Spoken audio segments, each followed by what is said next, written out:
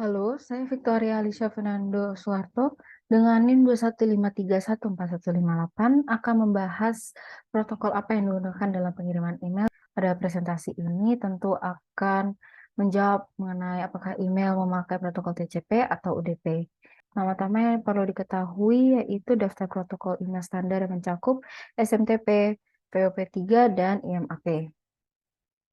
SMTP yang bertugas mengirim pesan email ini menggunakan protokol TCP pada layer transport. Karena TCP merupakan protokol connection oriented yang artinya koneksi yang akan dibuat hanya antar pihak tertentu sehingga sangat cocok sekali untuk dipakai dalam bertukar email. Kenapa tidak memakai UDP? Karena jika SMTP menggunakan UDP sebagai protokol lapisan transport, maka email yang kita kirimkan akan dikirimkan ke seluruh internet. Karena UDP tidak connection oriented, tidak membuat koneksi khusus apapun dari satu alamat ke alamat lainnya. Bagaimana cara kerjanya? Yaitu klien email dan server SMTP berkomunikasi satu sama lain melalui koneksi yang dibuat melalui port email tertentu. Kedua entitas menggunakan perintah dan balasan SMTP untuk memproses email keluar kita. Selanjutnya ada POP3. Singkatan POP3 adalah singkatan dari Post Office Protocol versi 3 yang menyediakan akses ke kotak masuk yang disimpan di server email ini. Ini menjalankan operasi unduh dan hapus untuk pesan. Selanjutnya, IMAP. Protokol IMAP memungkinkan kita untuk mengakses dan mengelola pesan email kita di server email.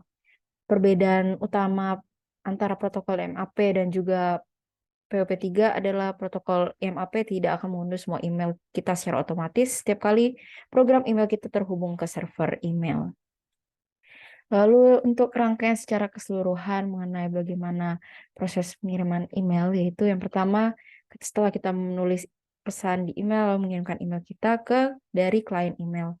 Lalu klien email tersambung ke server SMTP keluar dan mengirimkan email dalam format MIME.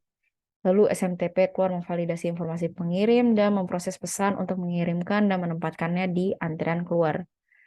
Server SMTP berdasarkan informasi domain dalam alamat penerima mencari server DNS domain dan mengambil informasi server penerima dari domain penerima.